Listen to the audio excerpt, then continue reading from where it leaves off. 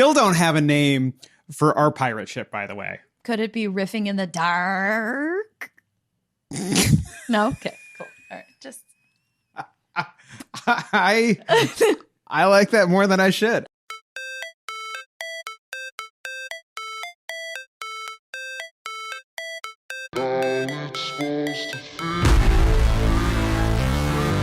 Welcome to the Shred the Mic podcast with Zeke and Kelly. Woo! That's right. We are here back again with another podcast, here to give you all sorts of shreddiness in the form of shred.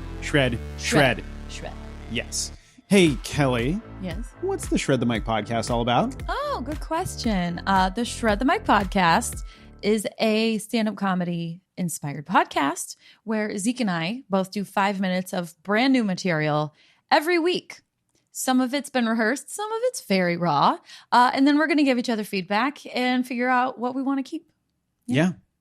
That's how we do it. You're part of the process. You're along for the ride. You're helping us with your comments, your likes, and all that good stuff, helping us shape material as we take it to the stage and beyond. Yeah, tell us what's funny. Yeah, let us know. Otherwise, we're just riffing in the dark. Which... That sounds like an improv group. Who? Riffing in the dark. Yeah. Or a jam band out of Tahoe. Yeah, it does. I like that. It's like a wintertime jam band we should from pitch Truckee. We should pitch it to Jordan. We really should.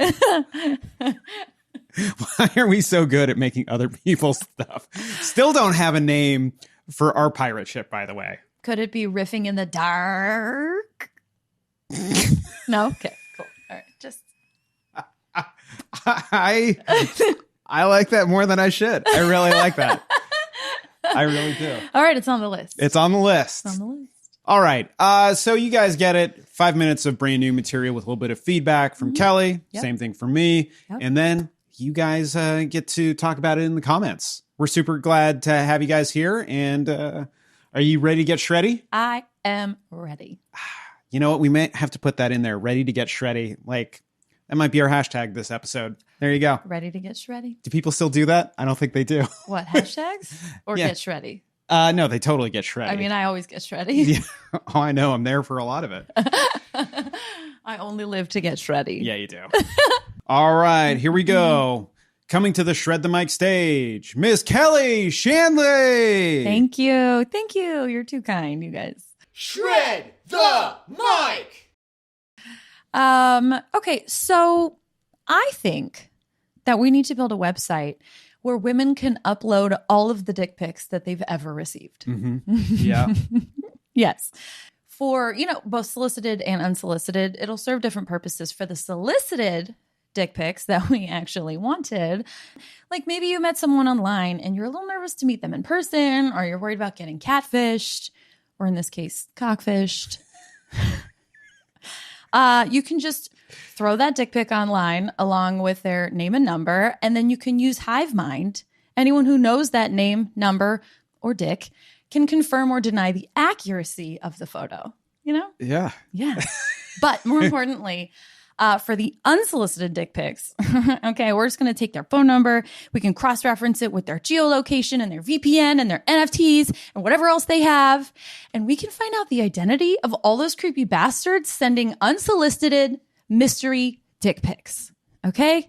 Yes, ladies, we're going to build a dick database and we're going to call it Wikipedia. Yeah. Yeah, that's right. With Wikipedia, never again will you have to worry about a random 714 number sending you a picture of his chode wearing a sombrero, okay? Because with Wikipedia, you just type that phone number right in there, find his identity, and post that picture to his LinkedIn page. Problem solved. Bam. Bam. Yeah. Wikipedia. Actions have consequences. Yes. Let's see what else. On the subject of douchey men. Not you. You're great. If you're not responsible for my emotions, how am I responsible for your blue balls? Just general pondering. When I was in my 20s, like the amount of responsibility placed on a woman, to not give a man blue balls it's pretty intense. You'd be surprised. And yet, if we have any sort of feelings about it. Oh, no. There's no room for that here. Like, there was one guy who I went home with him after a very drunk night at a bar. And we were at his place, and I didn't want to have sex with him. I just didn't want to. I know. That's allowed, ladies. That's allowed. But we were like lying in his bed, and once I had established I didn't want to, after a few minutes, he's like, "Oh, you should probably go because I don't think I'm going to be able to control myself with you here." Like, what the fuck? What the fuck kind of like soft thread of sexual assault / backhanded compliment / toxic masculinity is that?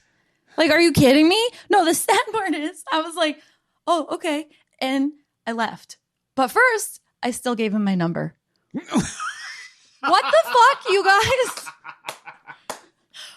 Like, the lack of self-respect that I had makes me so sad for my 20-something self. Like, so sad. Like, I got treated with more decency and respect by the lady at TSA who patted me down searching for explosives than any man I encountered in my 20s. Okay? And, like, that's not okay. Because while all this was happening, I was like, I knew I didn't like it, but I didn't actually know that it was not okay. Because that's just how things were. That's just how it's always been. So it's how it'll always be. No, that's not how it has to be. There's a thing called boundaries, Oh, the best part. I forgot the best part of that story. The guy who asked me to leave, that guy had a booger hanging in his nose for the better part of an hour. And I didn't even roast him because I was trying to be nice. Okay. And that's the thanks I get. Get your drunk ass out of my apartment and drive home at 4 a.m. Thanks so much. Thank you so much. Anyway, I didn't die. I'm here. So you're welcome. Kelly to Shanley. She's here. Thank you. And alive, Thank everybody. you. Nice. Good stuff. Thank you. Good stuff. Where to begin? Yeah.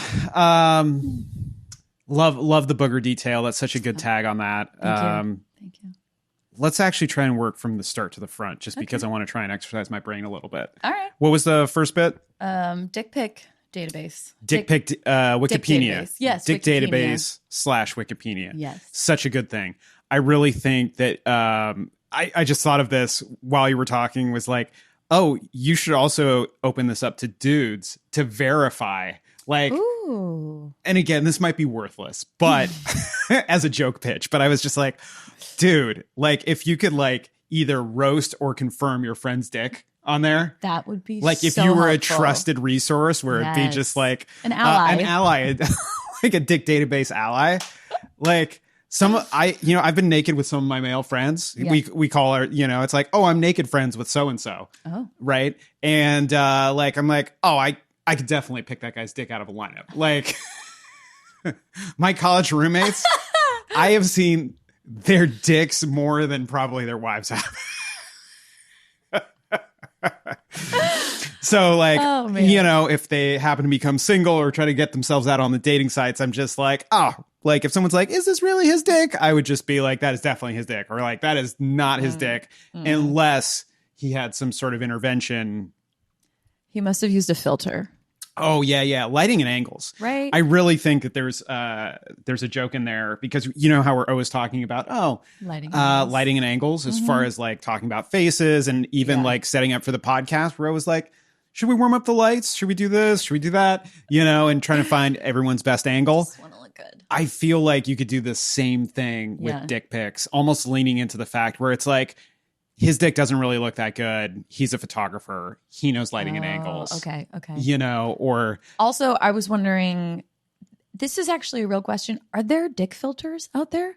There have to be, right? There are so many filters for your face. Like, someone must have invented a filter for your dick, right? Definitely. Yeah. Like to make it like veinier or like... I would say less veiny, probably.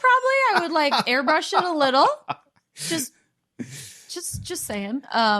Yeah.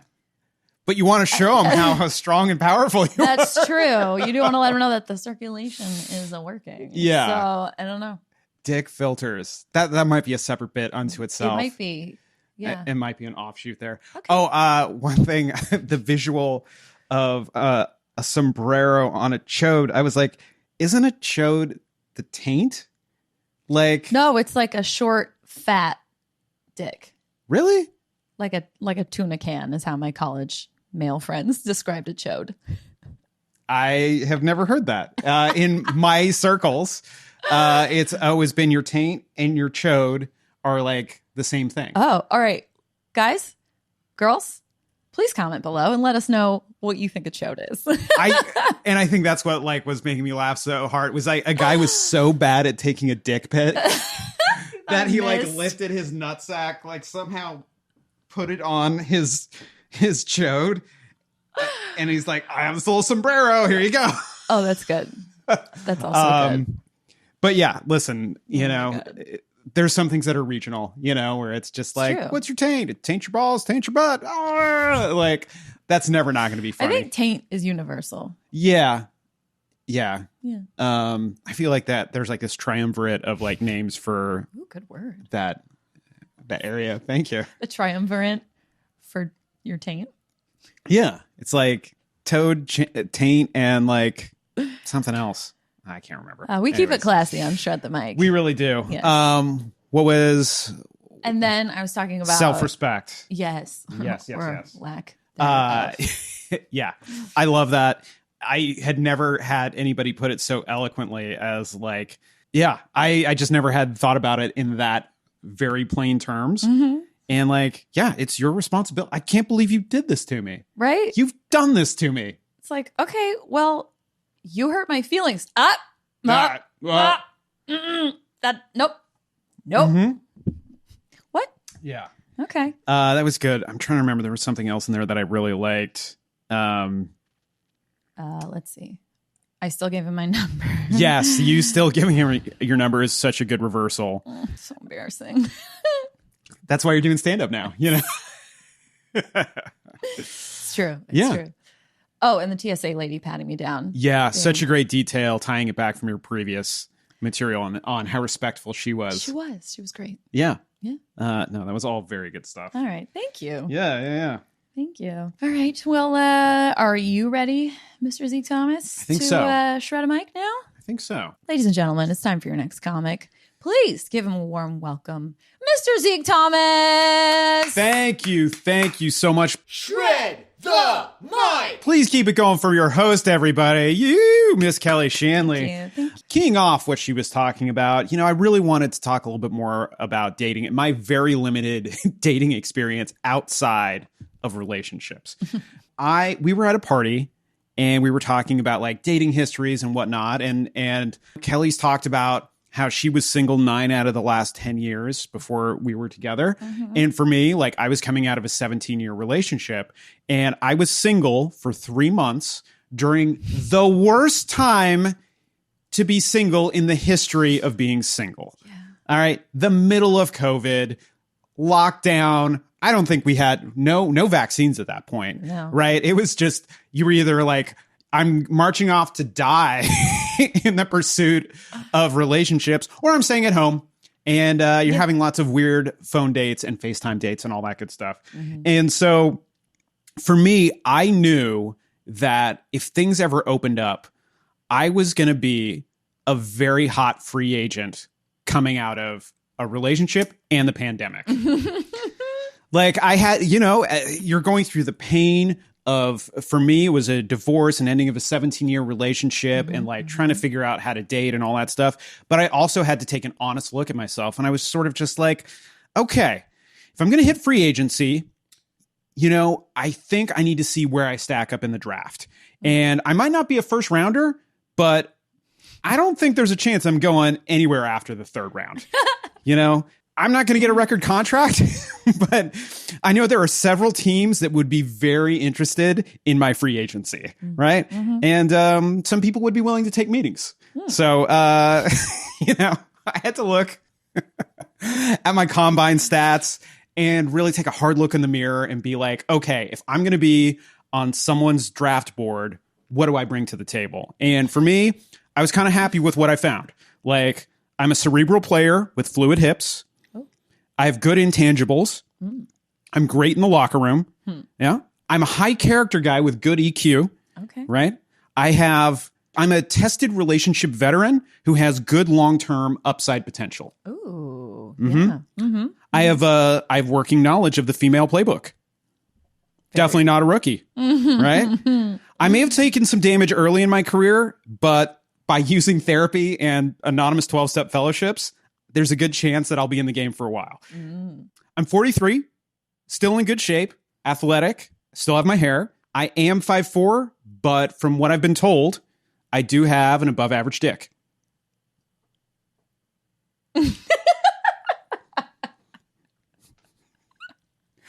I make my own money, so there wouldn't be any salary cap issues. There you go.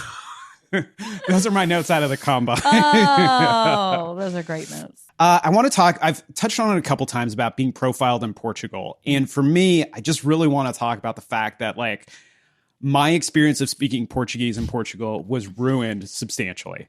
When people first interacted with me in a customer service setting or getting directions or anything like that, first reaction is to speak Portuguese with this face.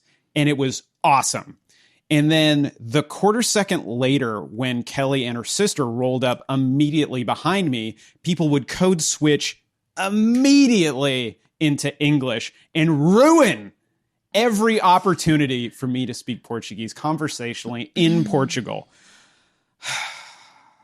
I'm not saying that I had done probably 4 months of like Duolingo to try and like brush up on my Portuguese that I completely forgotten from my youth. But I was so looking forward to being just like, oh, com licença, oh, obrigado, blah, blah, blah. And just like you talking with people and just practicing my conversational Portuguese.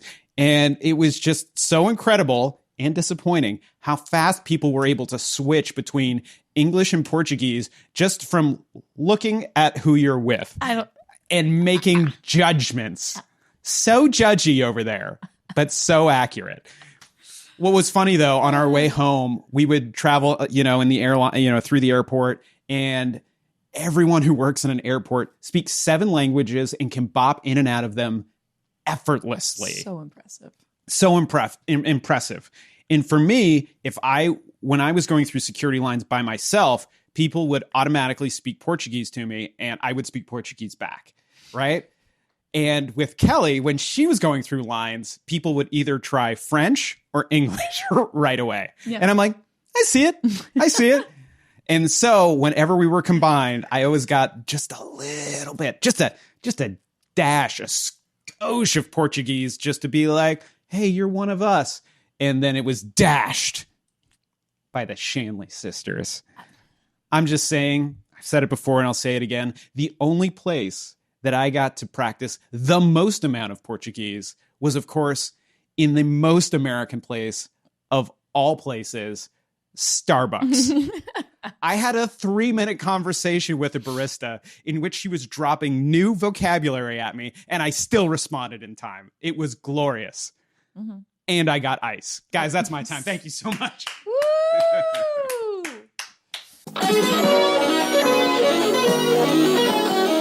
Most importantly, you got ice. I got ice. It was hot as balls. It was. Yeah. It was. Well, I guess, first of all, sorry for ruining your vacation in Portugal. It's completely ruined. It was ruined. Yeah. Yeah, my bad. I'll try to do something about this next time. Summertime too. So like this is as dark as I get. This is pretty dark, guys. No, I love that. I love the code switching and just like it was really impressive to watch. I saw it happen too. I'd be like, oh, cool. They're speaking Portuguese with Zeke, and then they would look at me and just no, go ahead. It's fine. Like I'm like the mom at the party who's a buzzkill, and they're like, oh no, like no, it's fine. Yeah. I guess we'll just have to practice more Portuguese with each other. Yeah. So that I can say something in Portuguese the next time we're there. Yeah. Comfortably.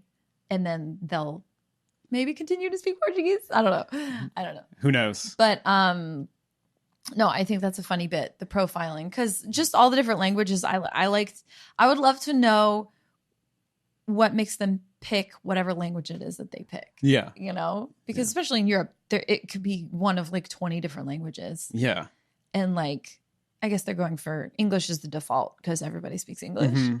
But, you know, when I got French, it made me feel so exotic. Yeah. Yeah. No, I get that. No, I love that. Let's see what else. You as a draft pick. It's a good bit. It's a very good bit. It feels like a very silly premise that I would love to develop. Oh, sorry, you tell me what you think. No, it's okay. I was going to say that I think it's a great premise. And I think I love all the examples you brought up and how you made them sound sort of football-y, but also sort of relationship-y. Mm-hmm. Except for your dick, obviously. Yeah. Although that probably matters in football too. I don't know. No, I really like that bit. I felt a little funny sitting next to you and listening to you pitch yourself to the world. No, it was great. And I love the like, maybe not first round, but definitely not after the third round. Like, yeah. I just think it's so specific. If anything, keep getting more specific. And like, you know me, I love wordplay and analogies and things like that. And I think you could do even more with it and just tie it all together. So you're like, is he even talking about football or dating right now? I can't even, like, you can make it sound so, I don't know. I think that could be a really fun. Oh, that's what it was. I was going to say, when you talked about your combine stats, like that's your dating profile, you know? Okay. Like combine stats, rattle some off. And then you're like dating profile. Like, I don't know. I feel like there could be a fun juxtaposition right there. Yes. Yeah. No, it's one of those things that I'm like, it's a little self-congratulatory, but at the same time, it's also deeply personal because like, these were thoughts that were going through my head, like as I was becoming single for the first time in 17 years, just being like, I don't know. Do I know what to do? How can I go about this? Right. Like, what's my market value? Will like, anybody want me? Am I going to be dating 2s or 9s? Yeah. What's it going to be? Like, and like, well, I would open with that because that personalizes it so much. Like you did, but like, I would say just like how vulnerable you felt. And then if it feels too self-congratulatory, you can always throw in a couple self-deprecating ones. Yeah. You know, again, like pull from the silly football terminology book and like equate those to what your shortcomings as a potential suitor might be. If you just sprinkle a couple of those in, like, but I have this going, you know, I think that's fun to have some reversals in there too. Yeah. I think it's also, I think what I also really, those are all great notes, but I think also what's interesting too is like, I think it'll make people think about themselves a little bit. Like, you know, and good. Where you're like, am I dating my equal? Am I sitting next to like a second rounder or like, am I, you know, like I love comics that are just like, so which one of you is the hot one who's like punching up a weight class? Like, well, they'll do like audience work and stuff like that. Out. I find that, well, I also love cringe. So like, I love that. But yeah, I mean, it's one of those things where it's just like, wow, fellow second rounder. All right. Fucking fuck yeah. Like, nice. Or like, you're just like, ugh, what happened here? I thought we had better upside potential, or, you know, like, you know, there's, I don't know. There's some things that I like. Or like there was talk that they were going to go in the first round. Yeah. Yeah. Good stuff, Zeke. Thank you, Kelly. Football, the NFL draft, and dating. Mm-hmm. It's a fun thing to play with. I like it. Yeah. It's going to take some work, but I feel like I could, of my recent bits, I'm like, this one, there might be a thing in there. Yeah. It's going to take work though. Ooh, maybe you could do a bit about, since I was single forever, you know, how like longtime free agent, you know, never signed a contract. We got a franchise quarterback now or like something. I don't know. Yeah. No, I mean, when you were still single, I was just like, wait, what's up with this catch? Like, why? What's going on here? Like, this is a franchise quarterback still on the market. Mm-hmm. Yeah. What's going on here? You know. Yeah. Anyways, it's probably not going to make the podcast. But yeah, the amount of people that were just like, you're dating Kelly? She's a catch. Don't fuck it up. Thank you. And I was just like, Thank you. I'm not trying to. Thank you so much. Jesus. Yeah. Anyways. People told me you were great too. What? Yeah. No, they didn't. Yeah, they did. Hey, Kelly, how can people find you on the internet? Oh, well, YouTube, I am at Kelly Shanley. If you're watching that here, great. If you haven't subscribed already, please do. Comment, tell us what's funny. Tell us what you think a chode is. I'm also on Instagram at Kelly A. Shanley. Same with TikTok, Kelly A. Shanley. And Medium, I'm at Kelly Shanley as well. Perfect. I love everything about that. Zeke, where can people find you on the internet? I'm so glad you asked. People can find me at YouTube, on YouTube, at Zeke Thomas, and of course, everywhere else at Zeke Thomas is rad. Everywhere else means Instagram, TikTok, well, just those places. And of course, how can you forget about the Patreon? Patreon.com/Zeke Thomas is rad for all your Zeke Thomas needs. For as little as $5 a month, you get complete access to the entire library of all your Zeke Thomasnesses. At the Johnny Utah level, though, you get shouted out. Shouted out? Yes. It doesn't even sound right. I know it's right, but it sounds weird. Shouted out. Yes, in each and every episode of Shred the Mic. Of course, Jonathan Hamrick, Sophia Monroe, get those shout outs because they're at the Johnny Utah. They are at the Johnny Utah level, and that's how it's done. That's how it's done. You don't have to be a Johnny Utah, though. You can get it going. You can be a Grom. You don't have to be a Harkin Banks either. No, you guys don't know what that is. Watch Hot Dog the movie. Just go watch that movie. Thank us later. Anyways, guys, you've been amazing. Like, comment, and subscribe. We will see you next week with another episode of Shred the Mic. Shred.